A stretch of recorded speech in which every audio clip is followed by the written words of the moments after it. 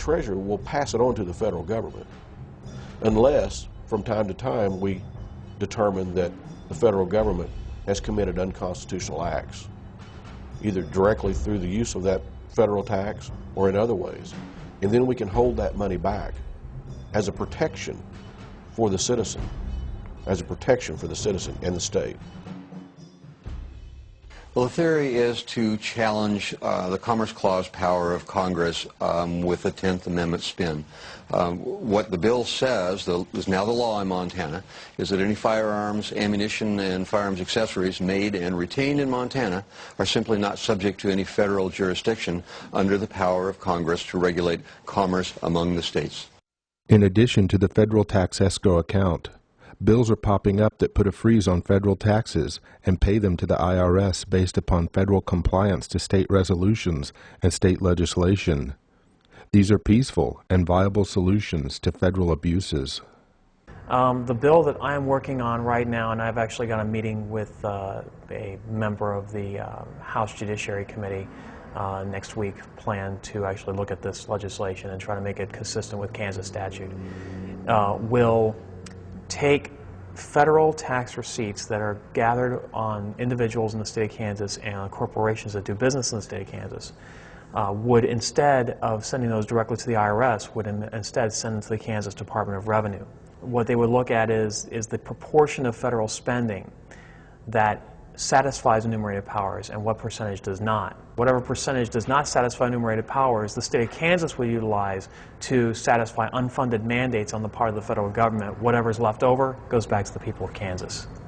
We have the ability to tell the federal government to get out, so it's just a lot easier once you inform your state as to what the 10th Amendment is, 9th and 10th Amendment is, and how they can say no to the federal government. Once you talk to your representatives about that, once they get educated, then they start to go, okay, there is a solution to this problem. We can do this all by ourselves as an individual state. HJR 88 literally enumerates many of the infractions that have been made by the federal government and basically says that from the time of its enacting, from the time that our Missouri state constitution would be amended as a result of the passage and then voter approval of House Joint Resolution 88, that the state of Missouri would never again be compelled to adhere to or even recognize any law that comes from the federal government that is not constitutional. It is a message that I hope that the General Assembly in Missouri sends to its federal delegation in Washington, D.C., saying as the elected representatives at the state level, the people that are your constituents also, that you understand, we are sending a message for you to cease and desist. You also have a direct infringement into state sovereignty when you start talking about our monetary policy. It was left to the Congress to be able to coin money, and they delegated that responsibility out to a group of private bankers. And we see that in Article 1, Section 10, that the states are required to only accept gold and silver as legal tender. Well, when you've delegated the authority out to print money by a federal entity, well, actually it's not even a federal entity, a private entity doing so under the auspices of a federal entity, what you've done is you've basically made criminal organizations out of the states because they can't conduct their transactions in the gold and silver that they're required to under Article 1, Section 10.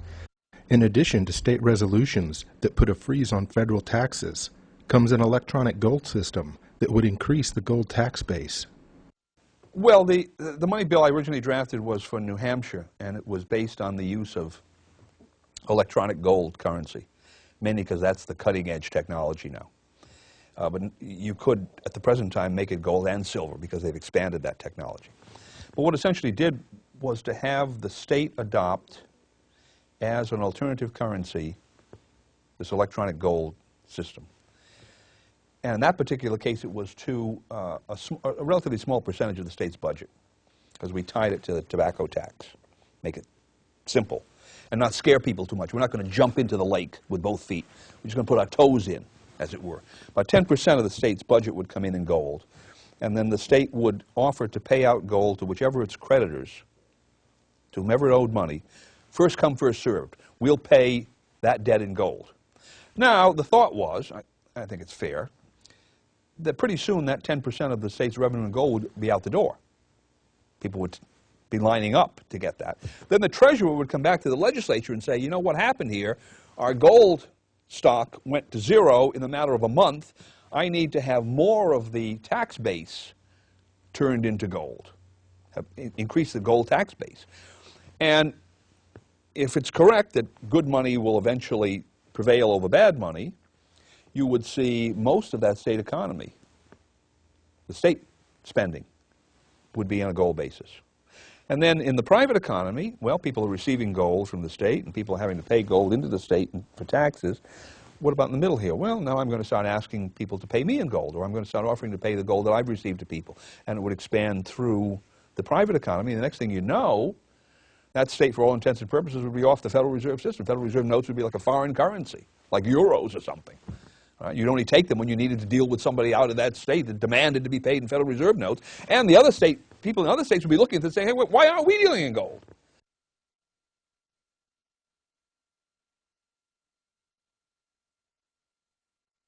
The federal government, the American government, is weak because it doesn't have a big army, a big navy, high taxes like a European power. And Jefferson said, no, this is exactly our strength. Americans love their government because it doesn't do anything to them. Right.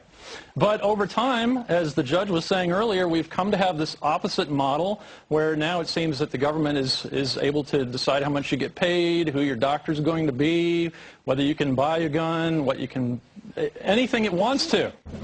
Well, if the states had as little power back then as they have today, nobody would have agreed with the Constitution.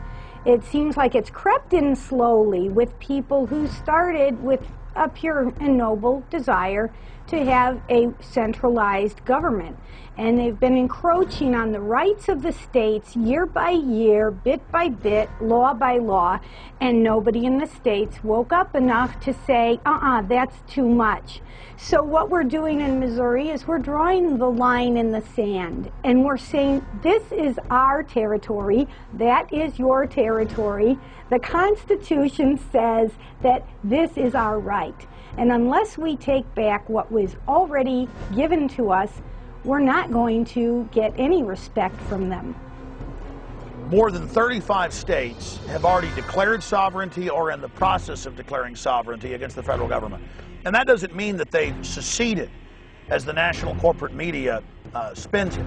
They're simply stating, look, federal government, you're not supposed to be involved in local education. You're not supposed to be involved in local environmental rules. You're not supposed to be involved running and controlling our local police departments. Jefferson makes a point that he actually took from Locke. He says, prudence indeed will dictate that governments long established should not be changed for light and transient causes.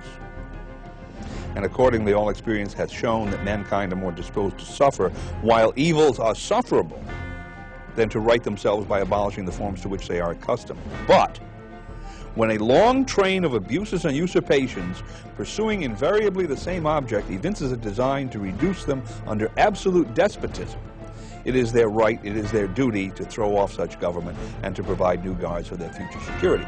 So there's the key to it, that people can put up with a lot, and probably they should put up with a lot of friction in the system, simply because the alternative of overthrowing a government with everything that that entails is potentially so horrendous that we don't want to get involved in that. But when it reaches the stage that you can look at what's going on and say, well, this is just a series of usurpations, abuses, which are leading inexorably to this result, then it is not simply one's right, it is your duty to take this kind of action. The American people have read the Bill of Rights, they've read the Constitution, they've read their state Bill of Rights and Constitutions, and they figured out everything the federal government is doing is illegal and out of control and wrong. And so we're in the right. Not just in the right, it's our duty to stand up and say no and declare states' rights under the 9th and 10th Amendment that is enshrined in the Bill of Rights and in the Constitution. The Declaration of Independence talks about the proper role of government.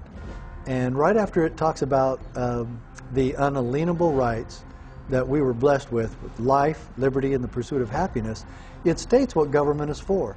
To secure these rights, governments are instituted among men. And that's the bottom line. We are here to protect life, liberty and the pursuit of happiness. If your federal government